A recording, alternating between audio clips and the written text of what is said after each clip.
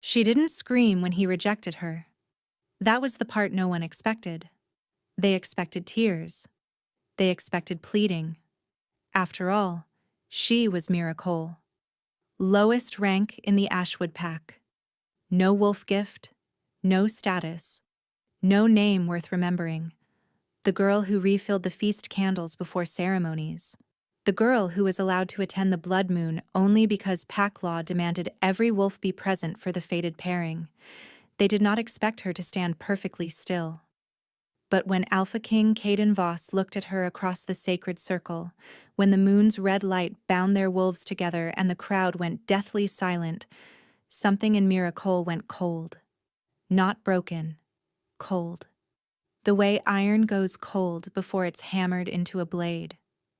He looked at her for 3 full seconds. Then he said the words, "I, Caden Voss, Alpha King of the Northern Realm, reject you as my fated mate. You are beneath the crown. You are beneath this pack. You are beneath me." And the crowd exhaled, half in shock, half in relief.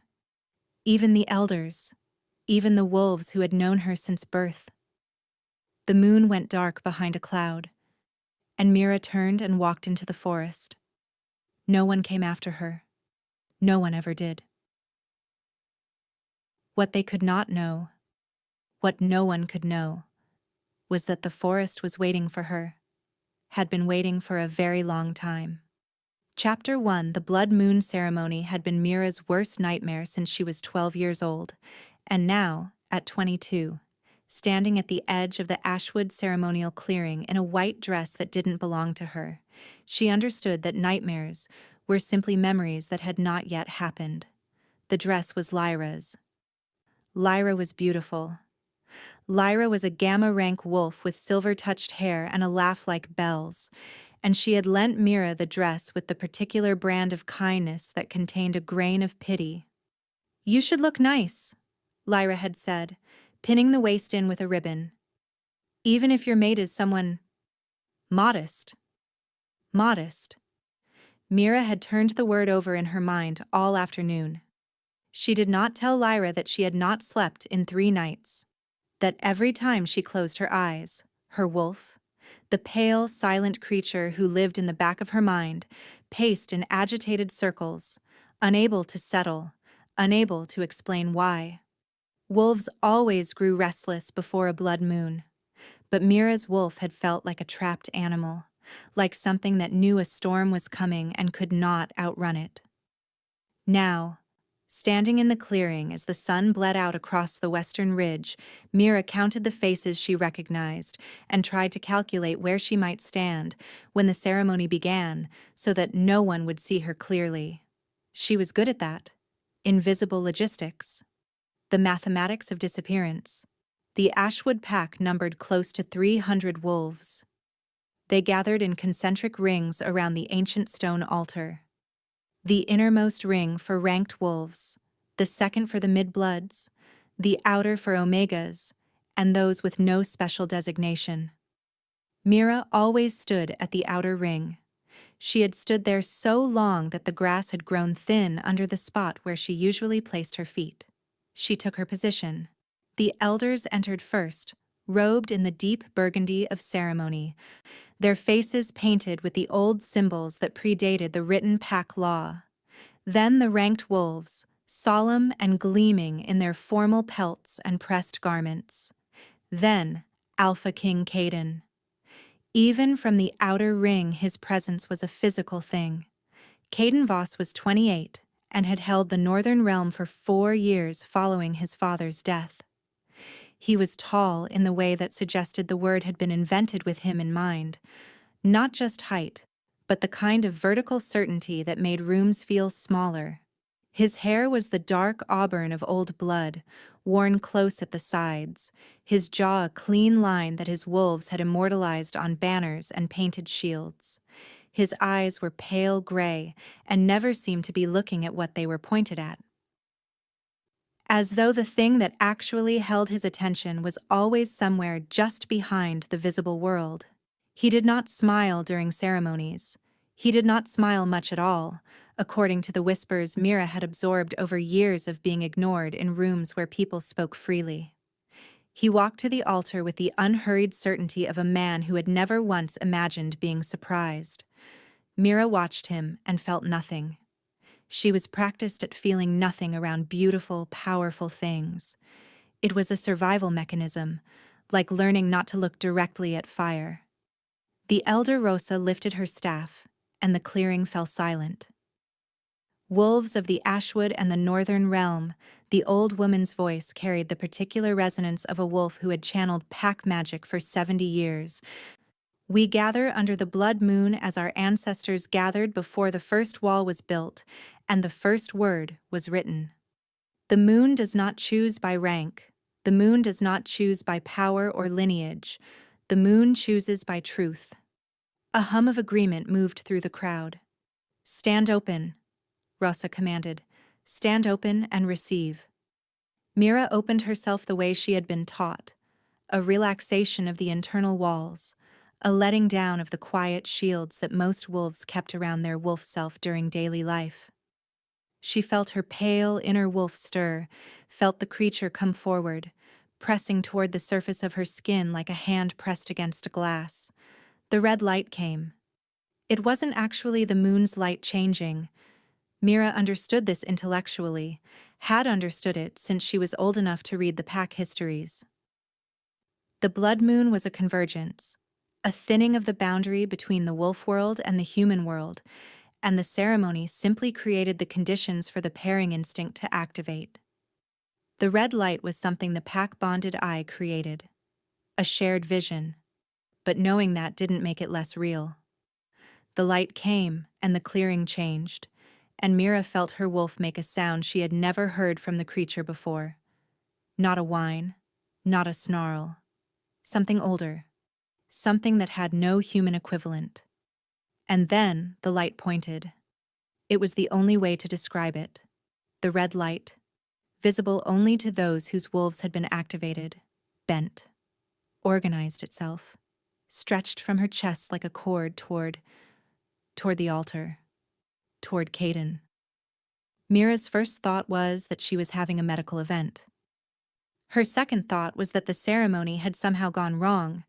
Her third thought, the one that arrived after the first two had burned away, was simple and cold and sat in her stomach like a stone.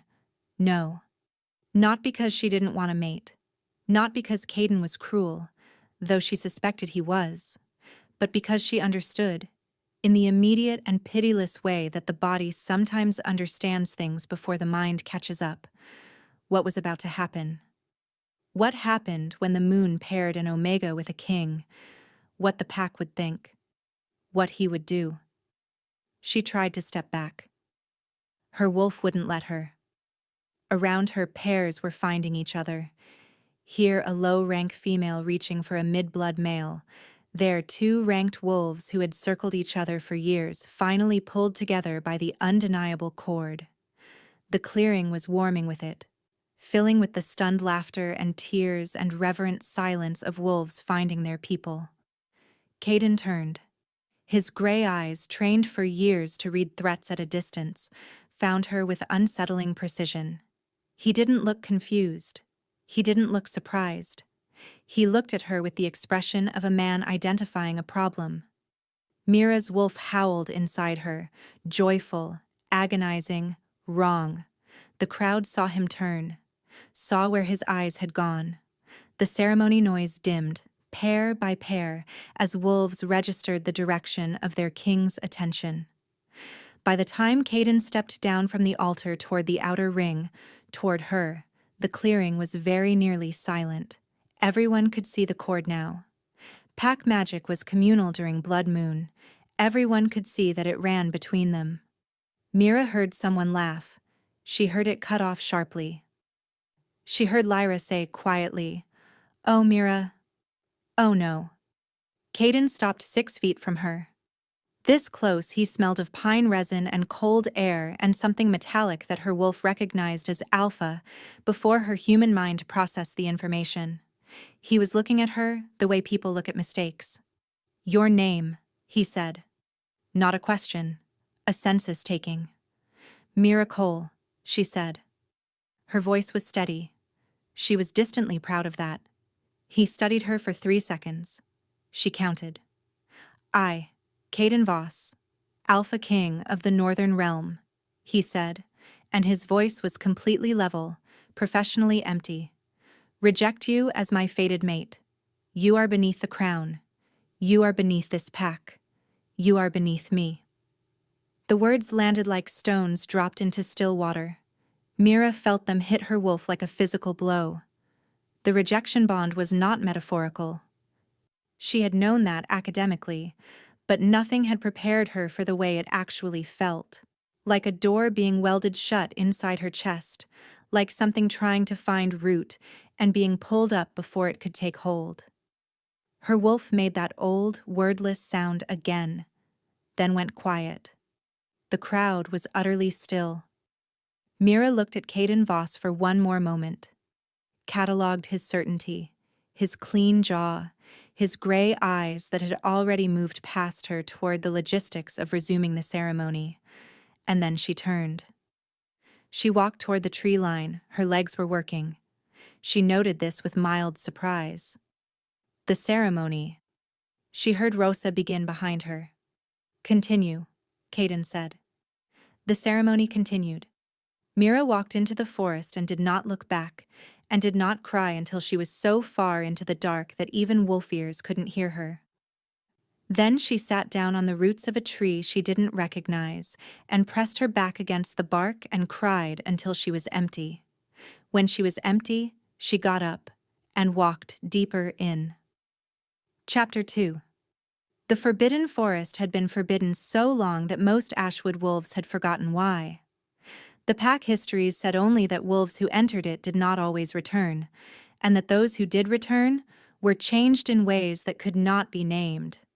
This was exactly the kind of language that Mira had always found more interesting than frightening. She had read every pack history available to an Omega, the sanitized ones, kept in the common library.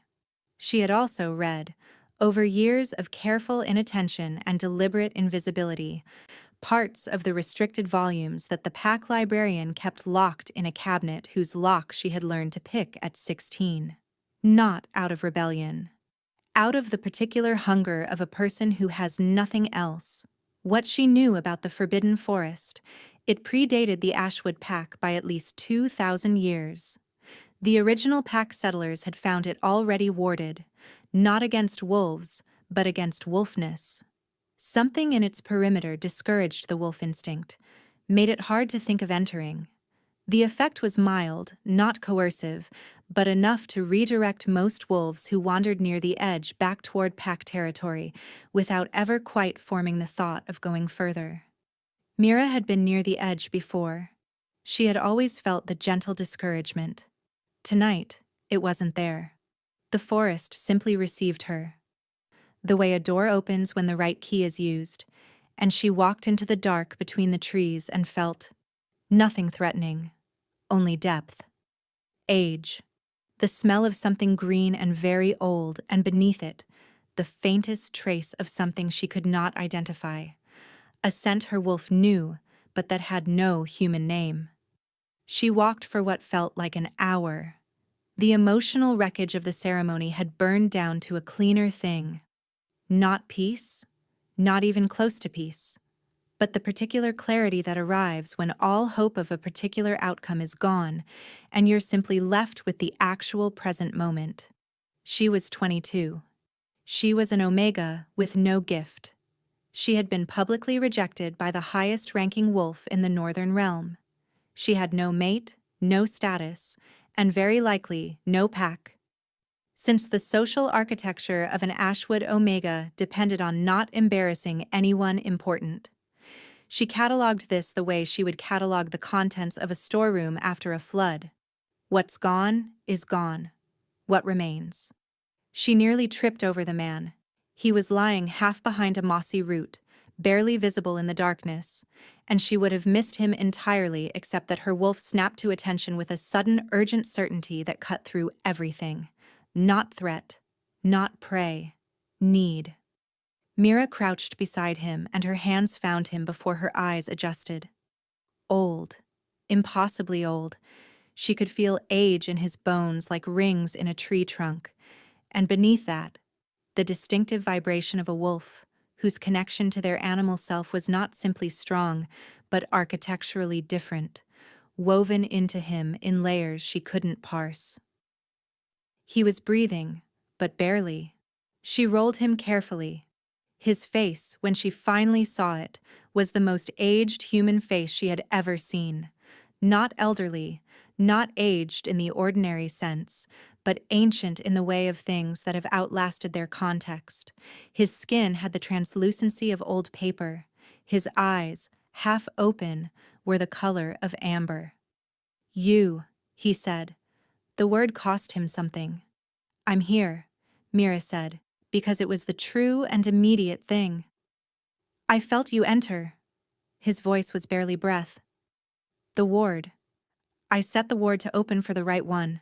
40 years I waited. I was beginning to think." "Don't talk," Mira said, because she could feel how much it cost him. I need to transfer it before I die," he said, with the blunt efficiency of a man who has made peace with the timeline. "There is no healing what is ending in me.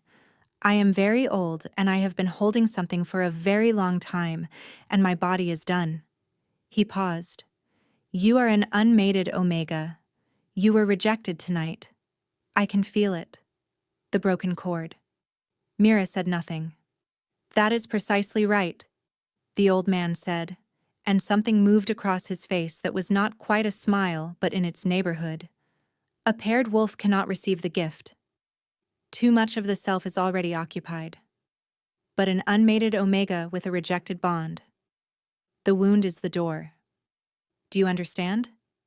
She did not understand. She said so. "I am the last Wyld Keeper," he said. "My name is Aldous. I have been keeper since I was 31, which was 312 years ago." Mira stared at him. "The gift extends the life," he said, answering the question she hadn't asked. "Not forever, but long enough. I was waiting to transfer it to the right heir. Someone without the weight of pack politics. Someone the forest chose." He paused again, laboring. "The forest opened for you tonight. I felt it. That means you." "What is the gift?" Mira asked. "Two things that were one thing once.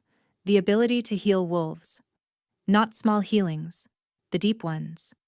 Injuries the body cannot repair alone, wounds of the wolf self, poisons, pack fractures. And the ability to call the wild wolves, the unpack ones, those who owe allegiance to no alpha." Mira went very still. "There are thousands of them," Aldous continued, "in every forest, every wilderness. Wolves who chose freedom over pack. They are not feral. They are not lesser. They are simply independent. And they answer to one authority." He looked at her steadily. "The Wyld Keeper." Mira sat back on her heels and looked at this dying ancient man in the dark of a forest she wasn't supposed to be in. "Why?" she said. "Why me? I'm nobody." "Yes," he said. "Exactly." He reached up. His hand found her wrist with surprising accuracy for a man barely conscious. His grip was gentle and absolute. "It will hurt," he said. "At first. And then it will feel like remembering something you always knew." It did hurt. It felt like being struck by lightning from the inside. All of her neural pathways illuminated simultaneously, white hot, and she would have screamed except that there was no air and no voice, only the transfer, only the rushing in of something that had been accumulating for 3 centuries, pouring into the empty spaces the rejection had left. And then it was over. And it felt like remembering. Her wolf, which had gone silent and wounded after the ceremony, rose. Not the pale, tentative creature she had known. Something else. Something that wore the same face but had inherited a depth that went down and down. Her wolf rose and looked through her eyes at the forest around them, and the forest answered. She felt it. The impossible, unmistakable response of every living wolf within range, turning toward her like compass needles toward north. She looked down at Aldous. He was smiling. "There," he said quietly. "There you are." He died just before dawn, with his hand still on her wrist and his ancient amber eyes open to the canopy above. And Mira sat with him until the light came, and the forest woke around her, and the wolves in the far, dark distances of the wilderness pressed softly, curiously, against the edges of her new awareness like great warm animals pressing against a fence. She buried him where he fell. The forest helped. She understood later that the trees had assisted. A slow enclosing, a reclaiming. It was how Wyld Keepers were buried. She would eventually learn. Return directly. She did not go back to the pack that morning. She didn't go back for a week. When she finally did, briefly to retrieve her belongings from the Omega quarters, she was different in a way she couldn't have described and didn't try to. She moved through the halls of Ashwood like a person who is simply passing through, which was exactly what she was. No one spoke to her. A few wolves stepped back when she passed, instinctively, without knowing why. She collected her 3 bags, her books, and the small carving of a wolf her mother had left her, and she went back to the forest. And she began. Chapter 3. The sanctuary revealed itself slowly, the way all old things reveal themselves.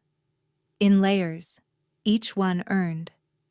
First she found the clearing at the forest's heart, ringed by stones so old the pack runes carved into them had been worn to suggestion, to almost shapes, that the eye completed from instinct. Here the air was different, thicker with oxygen and older things, with the concentrated exhalation of centuries of pack magic that had run wild and uncaptured, and become something the civilized wolf world had no category for. Then she found the structure. It was not a building in any modern sense, more like a building's memory. A series of timber frames that the forest had partially consumed, and the forest's consumption had partially preserved, so that it stood half tree and half architecture, the wood grain of the beams continuing seamlessly into the living wood of the oaks they'd been built against. Inside, dry space somehow. A hearth that still drew. Shelves carved into the walls holding objects she couldn't identify, and books she couldn't yet read. She could learn to read them. That was among the things the transfer had given her. Not knowledge itself, but the architecture of the knowing, the frameworks into which new information could be rapidly organized. She was not suddenly omniscient. She was suddenly capable of a quality of learning she had not possessed before. She worked. For the first month, she focused on the healing. This was partly practical. She had no one to test the wolf calling on yet, and partly because the healing gift presented itself as more immediately comprehensible. She found injured animals first. A badger with a broken leg, a fox with an infected bite, a young wolf, wild pack, who had been gashed by a fence and lay panting in the undergrowth 2 miles from the sanctuary. She placed her hands. She felt the gift move through her. Not from her. Important distinction, not her own energy being depleted, but something she channeled, something that used her as a conduit, the way a wire conducts current without generating it. The badger's leg knit in minutes. She felt the bones moving under her hands like something remembering their correct position. The fox's infection burned away, and the animal looked at her with golden eyes and walked off without ceremony, which she respected. The young wild wolf. She held her hands over the gash and let the gift do what it knew how to do. And when she looked up, the wolf was watching her with an attention that was not animal and not entirely human, but something between. The particular quality of consciousness that a wolf with its full faculties trained on you possesses. Something that evaluated and concluded. The wolf pressed its enormous head against her palm. Her awareness of it expanded outward like a dropped stone expanding rings in water. And through it, faintly, the awareness of others. 8, 10, 15 wolves in the surrounding forest, lifting their heads from their various activities and turning toward her. "Hello," she said, to the wolf pressing its head against her hand and to all of them at once. By the second month she had a dozen. They came in ones and twos, the wild wolves, brought by whatever signal her presence broadcast, staying because they stayed. She learned their personalities with the acute attention of a person who has spent her life watching social dynamics from the outside.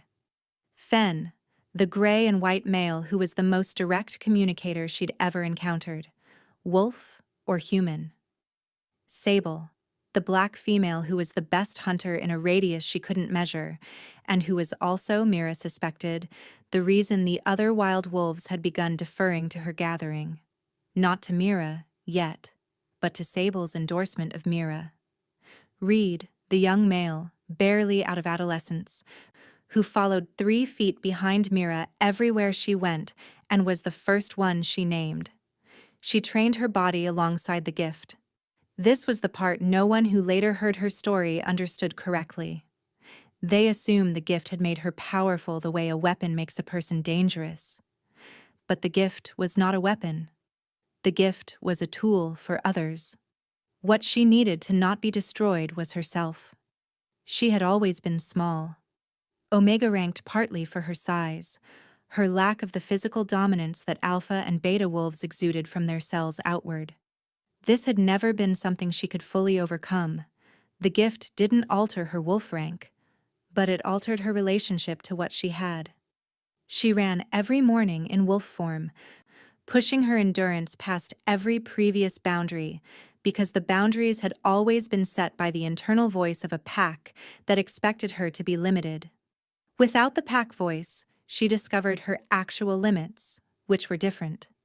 She worked the old fighting methods she found in Aldis's books, not the pack-style combat training with its emphasis on alpha strength, but the older techniques, the ones designed for a keeper who might need to move through danger without being able to match it size for size. Speed work, redirection, the art of making yourself very difficult to hit. By month 4, Reed could no longer catch her when they sparred, and he was twice her weight. By month 6, Sable had brought her a pack of 43. By month 9, she was reading Aldis's oldest journals, the ones in the script she'd had to decode, and she began to understand what the Wyld Keeper actually was in the larger architecture of the wolf world. Not a healer for hire, not a mercenary with wolves. Something older, a balance weight, a force that existed specifically to function outside the pack hierarchy, because the pack hierarchy was powerful but not self-correcting, and every few generations, something happened that the hierarchies could not address. A threat from outside the wolf world, a civil war between alpha bloodlines, a disease of the wolf self that spread through pack bonds, a war. She read the word and set the journal down. She already knew about the border tensions. Pack news traveled even to exiles, carried by the wild wolves who ranged freely across the northern realm's edges. The Vorn Syndicate, not wolves, not exactly, a consortium of turned wolves and human mercenaries who had been building territory in the eastern mountains for years, had been raiding pack settlements for 3 seasons.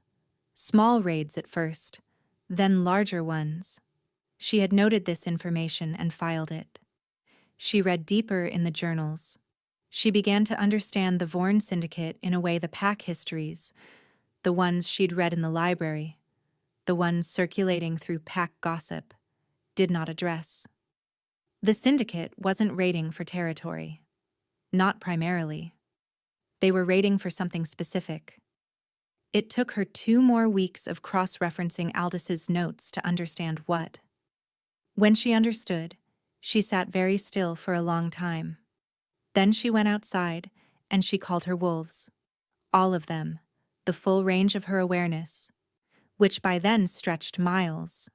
And they came to her from every direction, the gray and black and tawny shapes appearing between the trees in their dozens, and she stood in the center of them and felt the weight of what was coming. She had 1 month left before the anniversary of her rejection. She used it well. Chapter 4. The first major Vorn attack on Ashwood territory came on a Tuesday, which Mira found grimly appropriate. The worst things in her experience had always arrived on Tuesdays. She knew about it before the pack did. One of her wild wolves had been ranging the eastern ridge when the syndicate's vanguard crossed the border, and the report reached her through the consciousness link as a cascade of impressions. Fire, metal, human-made weapons modified for wolf flesh. The specific scent signature of turned wolves who no longer smelled quite right, and numbers. The impression of numbers that made her wolf's ears flatten. She had been expecting this. She was not prepared exactly, but prepared adjacent, which was the best available state. What she had not been expecting was Caden. She crossed out of the forest 3 hours after the first attack, entering Ashwood territory for the first time in nearly a year, and he was there. Not at the settlement, at the forest's edge, as if he'd been moving toward her even before she emerged. She stopped. He stopped. He looked different than she remembered. Not physically. He was still architecturally precise, still autumn-haired and gray-eyed, and constructed along lines that suggested unfair advantages. But his face had a tension in it that hadn't been there at the ceremony. The specific exhaustion of a man who has been making impossible decisions under constant pressure and is beginning to understand that the decisions may be outpacing him. He looked at her, and she watched him not recognize her. Then recognize her. Then process the recognition against what his eyes were actually seeing, which was apparently not what he expected. Mira Cole, he said slowly. Alpha King, she said, which was the appropriate address and also, she thought, served to remind both of them exactly where they stood. His eyes moved over her with the assessment of a military man, reading posture, health, threat level, anomaly. His nostrils flared. Her scent was different now, she knew. Not just the year in the forest, the wood smoke and earth and living green that had replaced pack smell. The gift changed a wolf's scent in a way that the pack records described as ancient and unmistakable to those who know the old histories, which, given the state of education in modern packs, meant almost no one. But something flickered across his face that she couldn't categorize. You've been in the Forbidden Forest, he said. Yes? For a year. Nearly. And now you're... I heard about the attack, she said. I came to assess. He was quiet for a moment. The Alpha King of the Northern Realm assessing an Omega who had come to assess his war. Why? He said. Not hostile, genuinely uncertain, which was probably, she thought, a new experience for him. Because what the Vorn Syndicate is actually looking for is in the forest behind me, she said. And I am the only one who knows where it is and what to do about it. And because a significant number of wolves are going to die in the next few weeks, and I have the ability to prevent some of that death if everyone stops wasting time. Caden Voss stared at her. She waited. She had learned patience from wolves who could hold perfectly still for hours. What? He said carefully. Did you find in that forest? The Wyld Sanctuary, she said, and the last Wyld Keeper, who died transferring the gift to me before he could expire without an heir. The silence that followed was of a particular quality. She watched him process the words against his knowledge, which was apparently sufficient, because his expression moved through several stages rapidly and settled on something she had not expected. Not disbelief, not dismissal.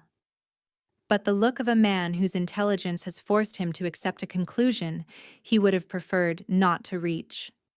That's why you smell like... Yes? The gift hasn't... 3 centuries. Correct. He looked at the forest behind her.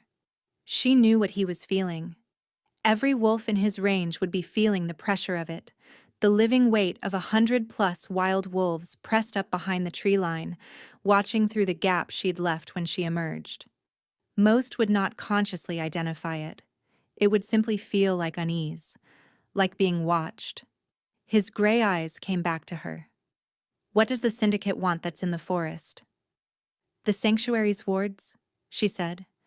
They've found evidence that the last keeper existed, and that the sanctuary contains a cache of healing artifacts that predate the pack system. Old magic. The kind that affects wolf nature at a fundamental level. She paused. In the hands of someone who understands wolf biology, those artifacts could be used to heal. In the hands of the Vorn Syndicate, they could be used to accelerate the turning process, to create more turned wolves faster and with greater control than the current methods allow. She let that settle. How many could they turn? He asked. Soft, precise, the voice of a man calculating. If they access the full cache? Potentially hundreds, in weeks.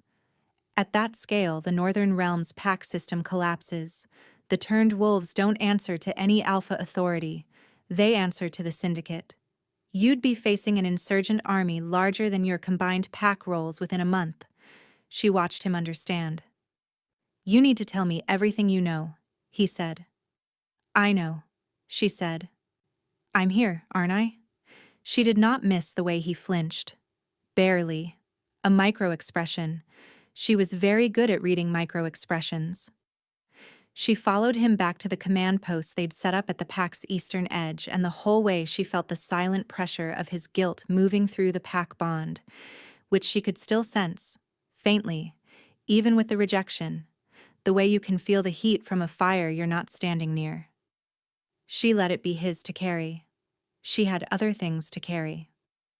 Chapter 5. The Ashwood War Council convened in the main hall within the hour of her arrival, and the first 20 minutes were, as Mira had anticipated, largely devoted to people explaining to her who she was.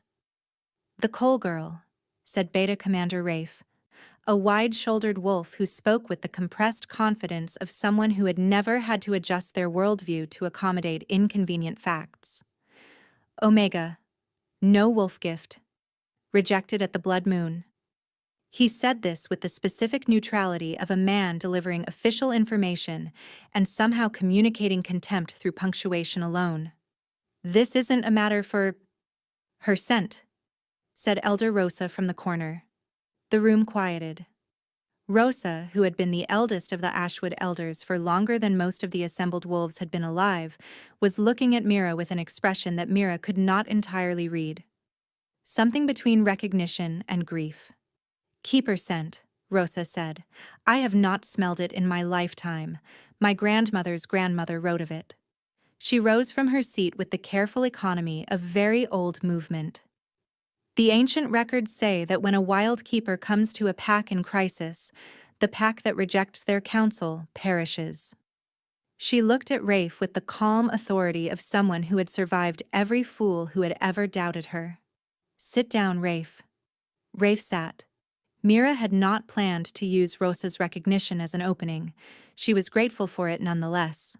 She stepped to the map that was spread across the central table, a tactical survey of the realm's eastern territories, and began. She told them what she knew of the syndicate's structure. She told them about the cache. She told them about the turning acceleration process and what it meant in terms of the timeline they were working against. She spoke for 12 minutes without interruption, and when she finished, the room was very quiet. How certain are you? Caden asked. He was standing at the table's opposite end, and he had not taken his eyes off her since she'd begun. About the cache's vulnerability? Completely. About the syndicate's specific timeline? She considered. 80%. They're moving fast but not recklessly. They'll want to secure the eastern approach before they press toward the forest. That gives us, probably, 8 days before the first serious incursion attempt. 8 days to do what exactly? Beta Commander Licia asked. She was sharper than Rafe, Mira noted. Less invested in the existing hierarchy. actually listening. 3 things, Mira said.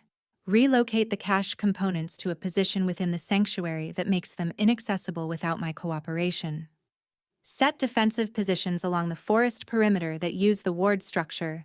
I can rebuild sections of the ward to create zones where the syndicate's turned wolves lose coherence.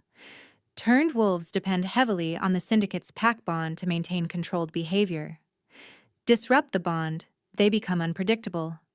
Still dangerous, but no longer coordinated. She paused. And the third thing is that when they breach the eastern perimeter, and they will breach it, your current force disposition can't hold that ground. I need to be the response.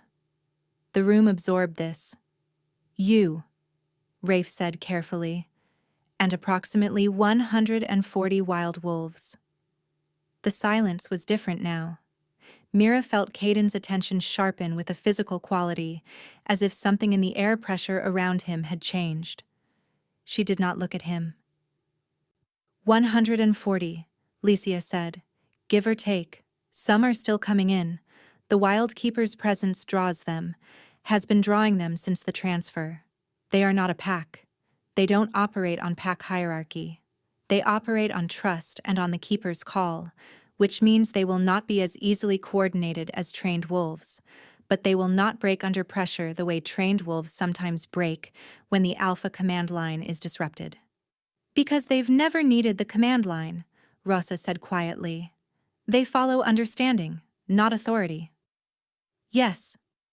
Rosa was looking at her with an expression Mira now recognized as the specific sorrow of seeing something that has been waited for a very long time. She looked away. The planning continued for 3 hours. Mira had brought detailed notes. She had been planning this since she'd understood what the syndicate was actually after, had been building tactical frameworks in the quiet of the forest, while her wolves hunted and the seasons turned. She answered every question.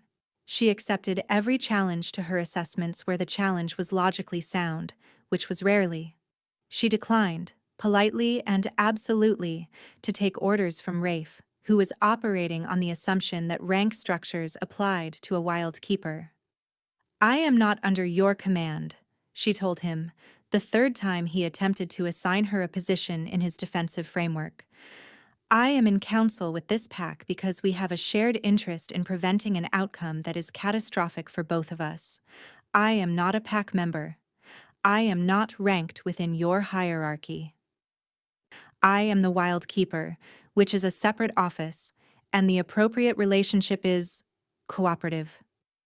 Rafe's jaw worked. She's correct, Caden said from the end of the table. Rafe looked at his king, looked at Mira, sat back.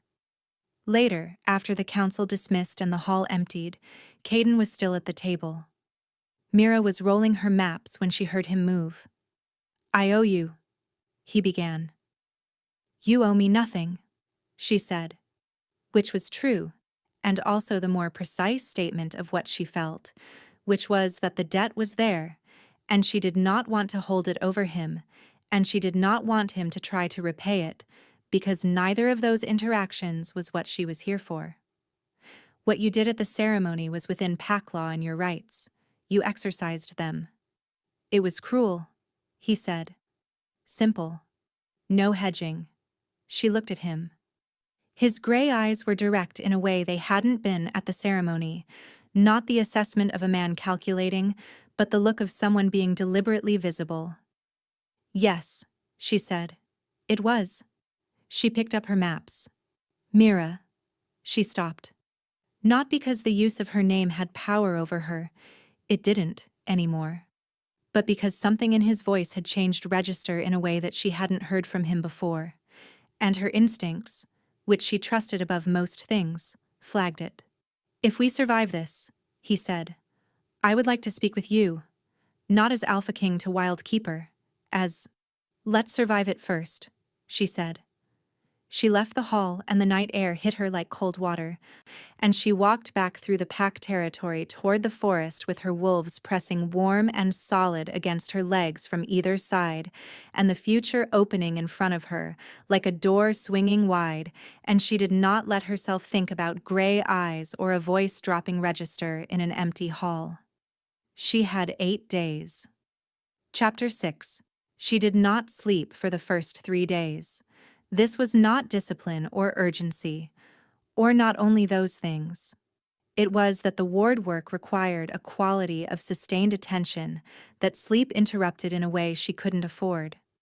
She had Aldous' technical notes on ward construction, 300 years of marginalia and correction and improvement, and she had the gift that understood wards the way a musician's hands understand chords. But wards of the complexity she was attempting were not something you built incrementally. You held the whole structure in your mind simultaneously, the way a spider holds the geometry of its web, and you wove it while holding.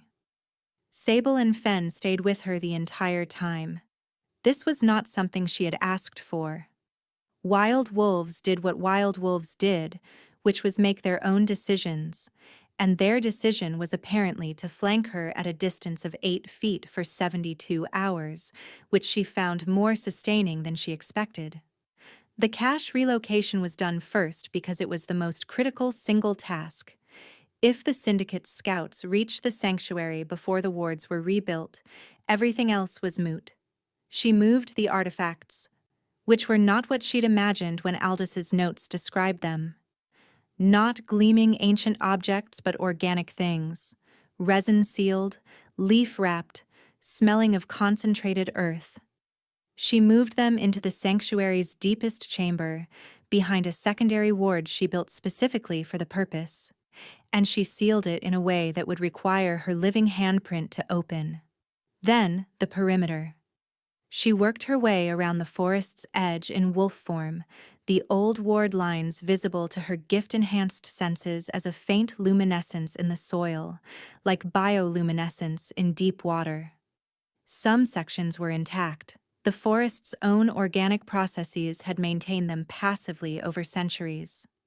Others were gaps, places where the ward had thinned to nothing, and these she rebuilt from foundation, pressing her hands into the earth and feeling the gift move through her and into the ground in a flow that was less like magic and more like irrigation, directing something that already existed into channels that could carry it. She rebuilt 7 major gaps. She strengthened 12 weaker sections. She added 2 new structures that Aldous' notes didn't describe, but that her own understanding of Syndicate tactics suggested were necessary. Pressure bands, areas where the ward didn't simply discourage entry, but would actively generate disorientation in anyone carrying the specific chemical signature of Syndicate-turning serum. She finished at dawn of the 4th day, stood at the forest's edge, and let herself shake for about 30 seconds. Then she slept for 6 hours, with Reed curled against her back, and Fen guarding the door. She woke to the sound of fighting. It was distant. She could feel it more than hear it. The particular disturbance in the wild wolves' collective awareness that meant violence nearby. She was moving before she was fully conscious, pulling on her gear with the automatic efficiency of a year's practice, wolf self coming forward into the heightened sense state that the gift enabled. 4 miles east, 5 Syndicate scouts. She could count them through the wild wolves' relay, could feel the wrong scent of them like a stain in the air. And 1 pack wolf, cornered. She ran. She had learned, over the year, not to run like an omega. She had learned to run like herself, which was different. Not the straight power sprint of an alpha wolf, not the efficient pack pace of a trained unit, but something between the two. A movement style that prioritized sudden changes of direction and the ability to read terrain at speed. She ran through the forest with Sable and 6 others flanking her, and she emerged into the eastern meadow, and there were the scouts. They were not small. The Syndicate recruited large, and the turning process eliminated the physical weaknesses that injury and age created. So what she was looking at was 5 very large, very fast wolves who had no fear response and took direction from the pack bond they shared with the syndicate's command hierarchy rather than from any instinct toward self-preservation. The pack wolf cornered against a fallen oak was a young male she recognized, Oren, one of the Ashwood midbloods who'd been stationed at the Eastern Watch. He was bleeding from his shoulder and he had gone still in the way animals go still when they are calculating whether to fight or die. The 5 scouts were focused on him. They had not processed the arrival of Mira and 7 wild wolves. She pulled the ward disruption she'd built for exactly this situation and aimed it at the nearest scout. The effect was immediate and graphic. The turned wolf stumbled, shook its head, the pack bond clearly destabilizing. It had been engineered to receive constant directional command, and the sudden static was like pulling someone's equilibrium out from under them. It turned in a confused circle. Sable hit it from the side. What followed was 30 seconds of extremely efficient violence that Mira had a professional, rather than emotional relationship to. She disrupted 2 more scouts while the wild wolves engaged the others, and when it was done, 2 scouts were down and 3 had fled, which was exactly the intended outcome. She didn't need them dead. She needed them to report back to the syndicate that something had happened that they couldn't explain. Oren was staring at her. "Mira Cole?"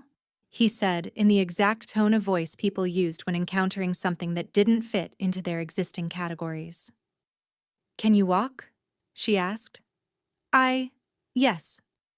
Then walk back to the command post and tell them the eastern perimeter was breached, 3 scouts escaped, and that the ward disruption worked as intended. Tell them I'll be at the forest edge at sundown. He walked. He kept looking back. Sable bumped Mira's hip with her enormous head. Mira put her hand between the wolf's ears and stood in the meadow with the smell of conflict dissipating around her, and the wild wolves pressing close, and the forest breathing behind her back. And she thought, 4 days. The syndicate now knew something was wrong with their approach to the forest. They would accelerate. Chapter 7. The night before the major assault, Caden came to the forest's edge alone. She knew he was coming before she heard him. Her awareness of him was a strange and separate thing from the gift, something older and more unwanted, the remnant of the mate bond that the rejection had severed but not entirely erased, like a scar where the road used to be. She came out to meet him at the tree line. He was in civilian clothes, which surprised her. No armor, no ceremonial markers of rank. A dark shirt, boots. The kind of tired that only accumulates over a sustained period of carrying weight. He looked at her for a moment without speaking, and she let him look because she was tired of performing comfort around powerful wolves who needed the space held for them. "The scouts' report came back," he said eventually. "Syndicate Command has moved up their timeline. They'll breach tomorrow night." "I know. I felt them reorganizing this afternoon." He nodded. He had stopped questioning how she knew things. She appreciated that. "Our casualty projection if they reach the sanctuary?" "I know that too." "Mira." Something in his voice again. The register change she'd noticed before. "I need to ask you something." She waited. "Why are you doing this? You have no obligation. You left this pack." What I did to you." He stopped. Started again. "You could have stayed in the forest. Let us burn." She considered this. Not whether it was true. She had considered it, briefly, in the early months, but how to answer it honestly. "There are 300 wolves in this pack," she said. "Most of them didn't reject me at a blood moon ceremony. Most of them were just people who'd never had to think about me." She paused. "And the wild wolves would be affected. The turned syndicate force doesn't respect the distinction between pack and wild. If Ashwood falls, the forest territory gets incorporated into syndicate range. I can't allow that." "That's the practical answer," he said. "Yes." "What's the other answer?" She looked at him and thought about honesty and its costs. The other answer is that Aldous spent 40 years in that forest waiting for someone to receive what he carried, she said quietly. And what he carried was 3 centuries of a calling that exists specifically to help wolves who need help, regardless of who they are or what they've done. The gift doesn't sort for worthiness. That's kind of the point. She paused. I'm still new at this, but I understand enough to know that letting a pack die because its king was cruel to me once would be a betrayal of something larger than my feelings about it. The forest was quiet around them. Above them, the stars were the particular density of a clear night far from city light. I was afraid, Caden said. She went very still. At the blood moon. When I saw the cord. He was looking at the tree line, not at her. Which was perhaps what made the honesty possible. An omega. No gift. No rank. No status. And the moon. He exhaled.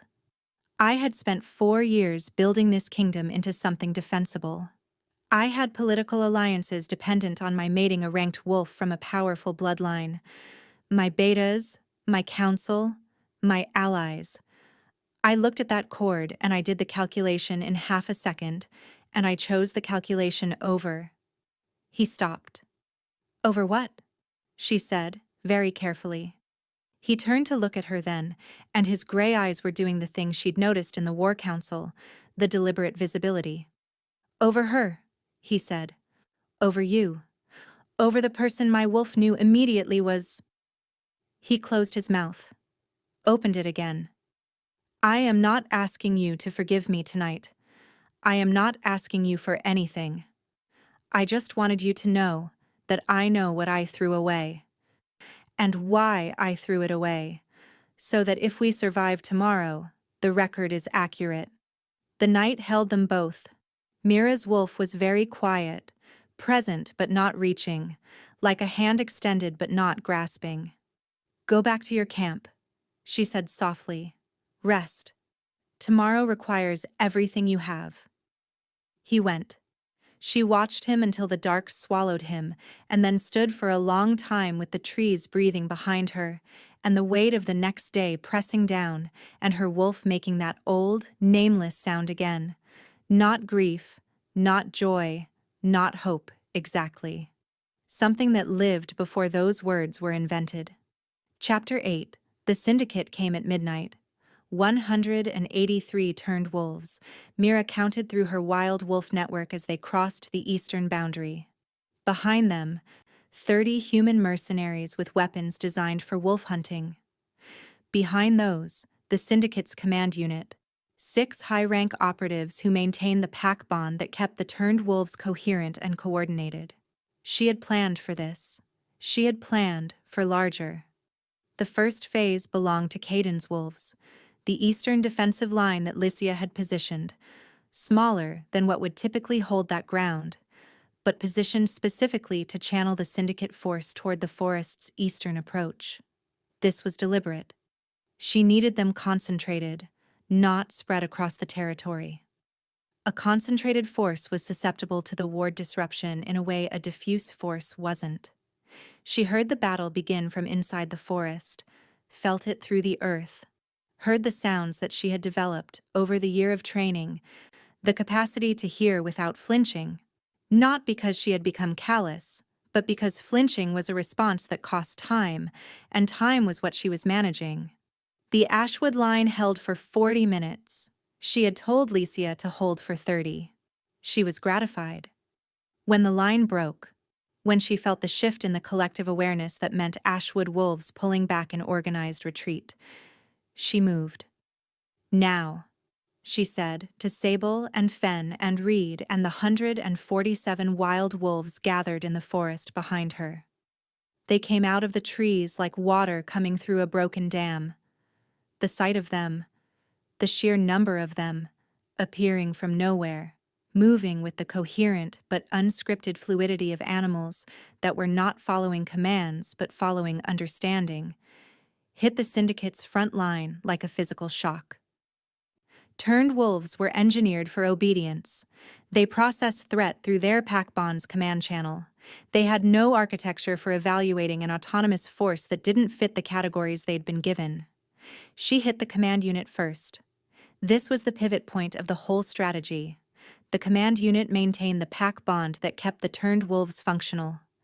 Disrupt it, and the turned wolves became unpredictable. Still powerful, still dangerous, but no longer a coordinated army. They became a hazard, which was a different kind of problem. She crossed the battlefield at a run, with Reed and Sable running interference, and she felt the ward disruption she'd loaded into the constructs she'd built for this specific purpose fire as she came in range. 6 of them, aimed at the command unit's bonds, and the night lit up with something that wasn't visible light exactly, but that every wolf in range felt, a resonance like a struck bell, and the command unit's pack bond structure cracked. She heard it, felt it.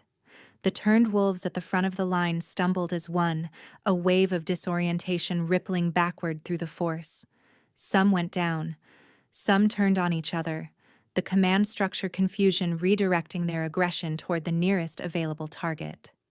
The human mercenaries, who had no wolf instincts and thus no specific vulnerability to her disruption, were suddenly flanked by confused turned wolves on one side and 147 angry wild wolves on the other. The mercenaries made a reasonable decision and retreated. She reached the command unit. There were 6 of them, and they were not confused. They were the ones maintaining the bond. They could feel it failing, and they turned on her with the specific fury of people watching their primary weapon become useless. She had not planned to fight 6 high-rank operatives personally. She had planned to disrupt them and let the wild wolves do the rest.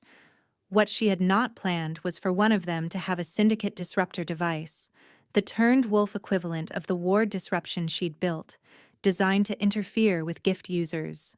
She felt it the moment it activated, a jamming of her gift sense, like static across a signal, and her wild wolf awareness narrowed suddenly, and she was just Mira, small and gift-muffled, and 6 feet from 6 very large operatives. Her wolf did not panic. This was, she thought later, the thing she was most grateful for. The year of training, the months of rewiring what she understood herself to be capable of, had changed the relationship between her fear and her function. She was afraid and she moved anyway, which was the only definition of courage she'd ever found useful. She took out 3 of them using the techniques from Aldis's oldest manuals, the ones designed for a keeper operating without the gift. Caden took out the other 3. She had not heard him coming.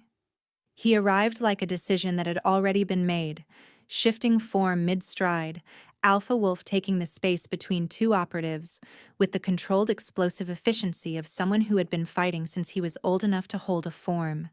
The device went silent. The remaining command bond shattered. The battle, which had been proceeding toward a conclusion she'd been fairly confident of, accelerated to a definitive end.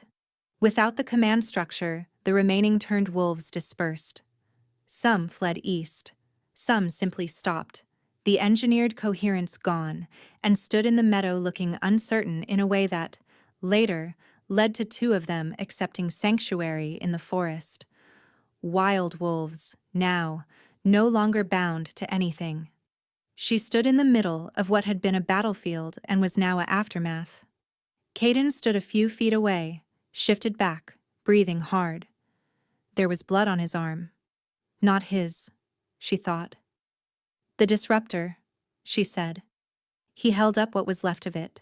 He had crushed it. I felt you. He stopped. The bond. What remains of it. I felt you lose the gift for a moment. She processed this. The remnant bond, the severed mate connection that she'd assumed was nothing but scar tissue, had been functional enough to transmit that. I was fine, she said. I know. He looked at her steadily. I came anyway. Chapter 9. In the 3 days after the battle, Mira barely stopped. The Ashwood wounded numbered 46. Of these, 11 had injuries that pack medicine could not address: a severed tendon, 2 wolf selves fractured by the Syndicate's disruption devices, 3 infections from the modified weapons, wounds that had begun to turn in the way that Syndicate-inflicted wounds sometimes did, pulling at the wolf nature of the injured in a slow poison that conventional treatment couldn't reach.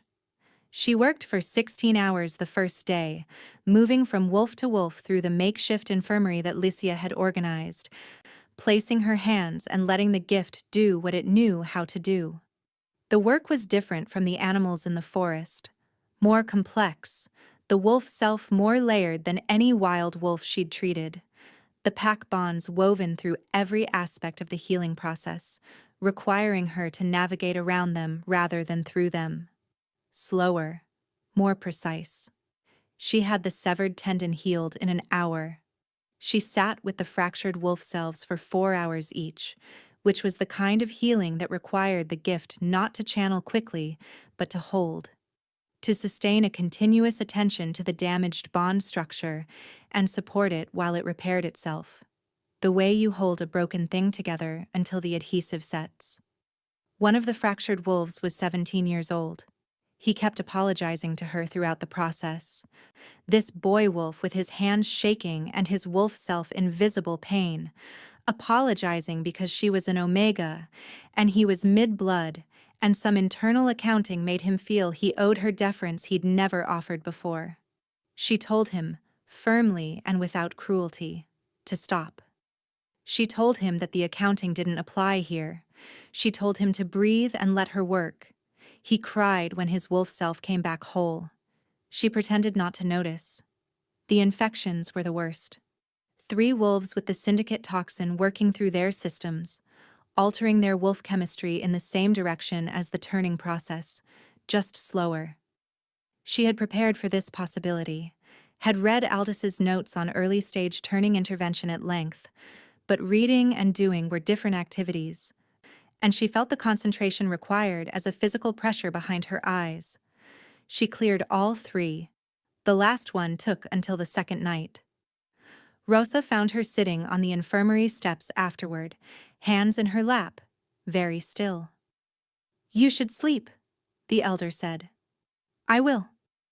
"You saved 19 lives today, directly, without counting the battle outcomes." Mira looked at her hands. They looked the same as always. She sometimes expected them to look different. "That's what the gift is for," she said. "The Pack Council wants to—" Rosa stopped, reconsidered. "There will be pressure to formalize, to offer rank, Pack membership, a position." "I know. What will you say?" Mira thought about the forest, about the sanctuary with its half-tree walls and its ancient shelf books, about Reed asleep in the doorway every morning and Sable bringing her food she hadn't asked for, about the awareness of the wild wolves pressing comfortably at the edges of her consciousness like a conversation conducted in a language that didn't need words. "The Wyld Keeper doesn't belong to a pack," she said. "Aldis's notes are very clear on this. The independence is structural, not preference. The moment a keeper becomes pack-affiliated, they lose the neutrality that makes them useful. And the moment they lose the neutrality, the ward fails." "But you could have allies," Rosa said carefully. "I could have allies." They sat in comfortable silence, the old woman and the new keeper, while the camp moved around them and the forest breathed from across the meadow. "He went in after you," Rosa said. Not casually, deliberately. "I know. The bond is not as dead as he thought it was when he severed it." Mira looked at the stars. "No. Rejection severed it legally. It did not, biologically." "I know what it did and didn't do, Elder Rosa," she said, gently but firmly. "I have been living with it for a year." Rosa nodded, said nothing more.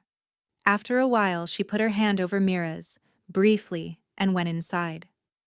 Mira sat until the camp went quiet and the fire burned low, and then she walked across the meadow and into the forest, and her wolves came to her from the dark between the trees, and walked with her home. Chapter 10. He came to the forest 3 weeks after the battle.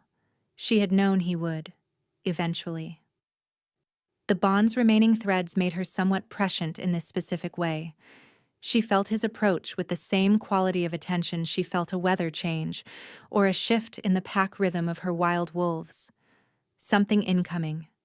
Something that had made a decision. She met him at the tree line, as had become their custom. But this time she sat on the mossy root of the great oak at the border rather than standing, which was both more comfortable and a deliberate signal that this was not a tactical meeting. He noticed.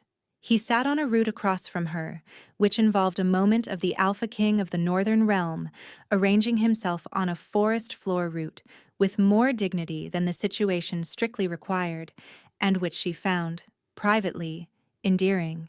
He was wearing the civilian clothes again. The Vorn Syndicate's Central Command surrendered to the Inter-Realm Council yesterday, he said. The turned wolves who weren't killed or dispersed in the battle have been offered sanctuary or recovery services. The Eastern Territory is being resettled. I heard. She had heard through the wild wolves, who had heard from the pack wolves moving through their territory. Information moved differently when you weren't inside the hierarchy. You negotiated the recovery offer, Licia told me. The turned wolves didn't choose what was done to them. No, they didn't. He looked at her for a moment, the gray eyes doing the thing she'd come to recognize as his version of marshalling himself.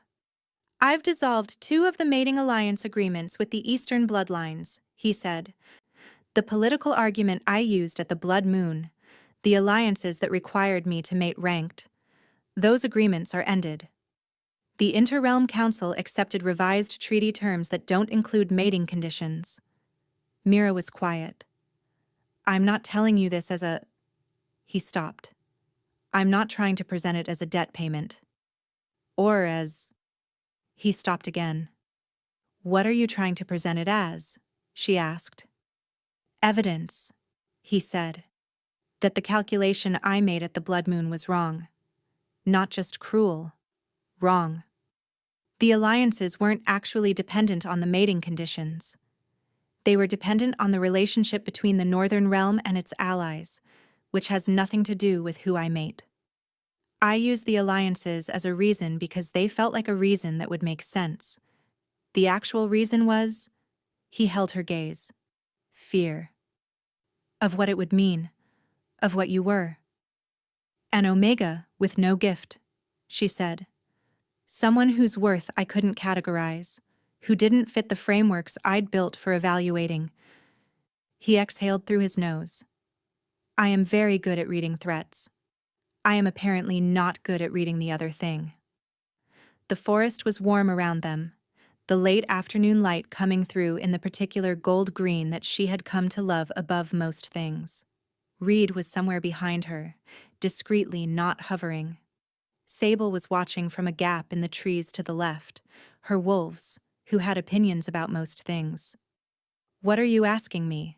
Mira said. I'm not asking you anything. His voice was even. I am telling you that I know what I cost you. I am telling you that the calculation was wrong and the act was wrong, and I will not spend the rest of my life pretending otherwise. I am telling you that the bond, what remains of it, is something I feel and have felt since the Blood Moon, and have spent a year trying to manage by not thinking about it. A breath. And I am telling you that I would like to know you, if you would allow that. Not. He seemed to be choosing words carefully, not as a resumption of anything, as a beginning. If you wanted that. Mira looked at him for a long time. She had spent a year becoming someone who had no deficit where he was concerned, who didn't need him, didn't yearn for him, didn't carry the wound of the rejection as anything other than a healed scar that had remade the tissue underneath into something stronger than the original.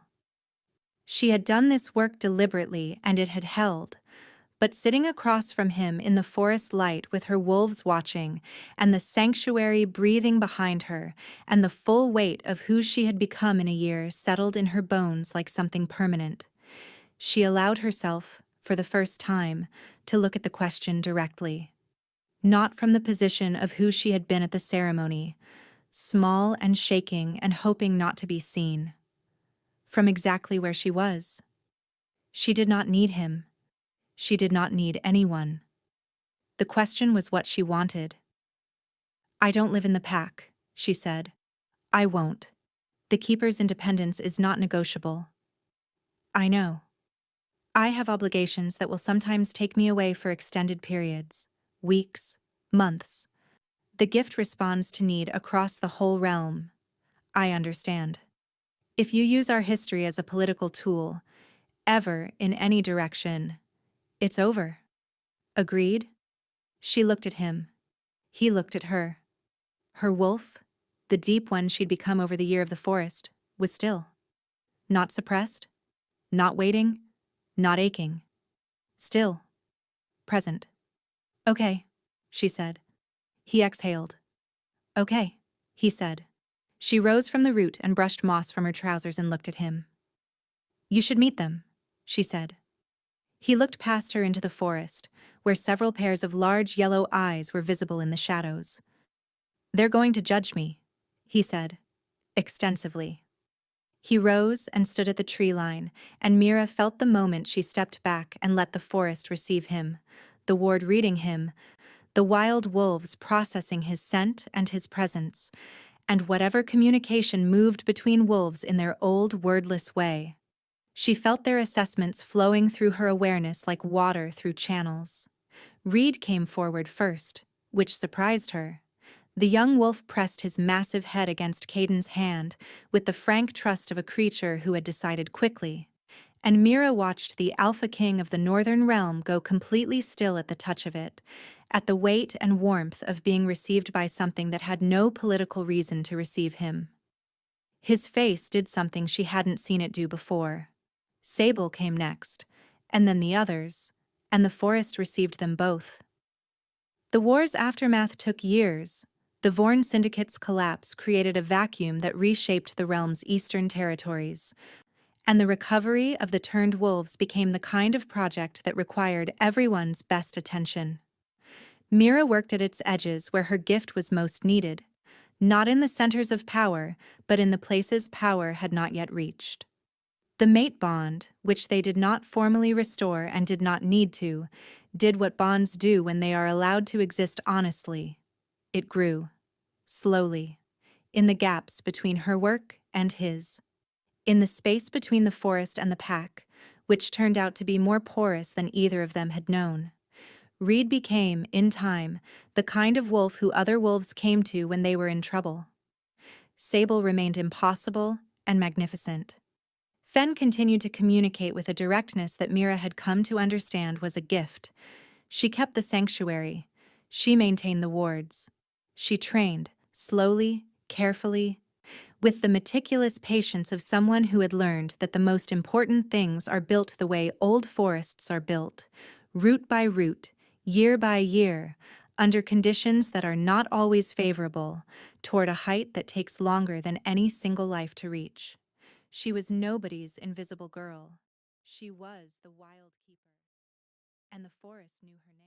Thanks for watching till the end. I hope you found this story very enjoyable. And please support us by subscribing to this channel so that whenever we have an upload like this, you will be first to be notified. See you in the next one. Stay enchanted.